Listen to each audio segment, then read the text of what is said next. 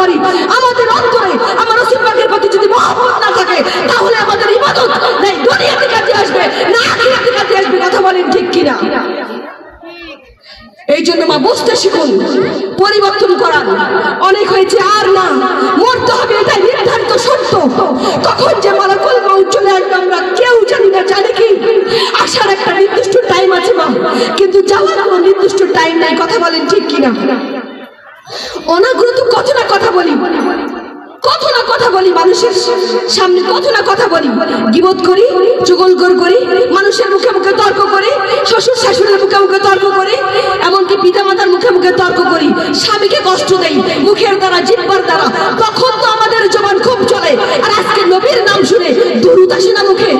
এই মুখ দিয়ে কালকে আমাদের মাঠে হাসরের দিনে আমার রাসূল পাকের কাছ থেকে শাফায়াত চাইবা, এই চেহারা নিয়ে, মুখে লিপস্টিক দিয়ে, মাথায় চুল বের করে, কপালে টিপ দিয়ে, সেদিন যদি আমার প্রিয় নবী সাল্লাল্লাহু তাআলা আলাইহি ওয়াসাল্লাম তোমাদের থেকে মুখ ফিরিয়ে নেয়, সেদিন তোমরা কোথায় যাবে মা?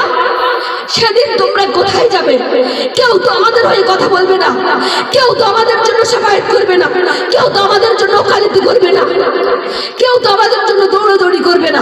আমরা যখন আদম আলাইহিস সালামের কাছে যাব, আদম আলাইহিস সালাম বলবেন আমি তোমাদের জন্য কিছু করতে পারবো না, তোমরা শীশ আলাইহিস সালামের কাছে যাও। কথা বলেন ঠিক কিনা? শীশ আলাইহিস সালাম বলবেন আমি তোমাদের জন্য কিছু করতে পারবো না, তোমরা দাউদ আলাইহিস সালামের কাছে যাও। দাউদ আলাইহিস সালাম বলবেন আমি তোমাদের জন্য কিছু করতে পারবো না, তোমরা নূহ আলাইহিস সালামের কাছে যাও। নূহ আলাইহিস সালাম বলবেন আমি তোমাদের জন্য কিছু করতে পারবো না, তোমরা ইব্রাহিম আলাইহিস সালামের কাছে যাও। ইব্রাহিম আলাইহিস সালাম বলবেন আমি তোমাদের জন্য কিছু করতে পারবো না, তোমরা মুসা আলাইহিস সালামের কাছে যাও। মুসা আলাইহিস সালাম বলবেন আমি তোমাদের জন্য কিছু করতে পারবো না, তোমরা ঈসা আলাইহিস সালামের কাছে যাও। দাঁড়িয়ে দাঁড়িয়ে শাফায়াতের ভিক্ষা চাইতে চাইতে সেখানে আমরা ক্লান্ত হয়ে পড়বো, যেখানে আমাদের মাথার এক হাত উপরে সূর্য নেমে আসবে। কথা বলেন ঠিক কিনা? আজকে এই সূর্য কত দূরে আছে?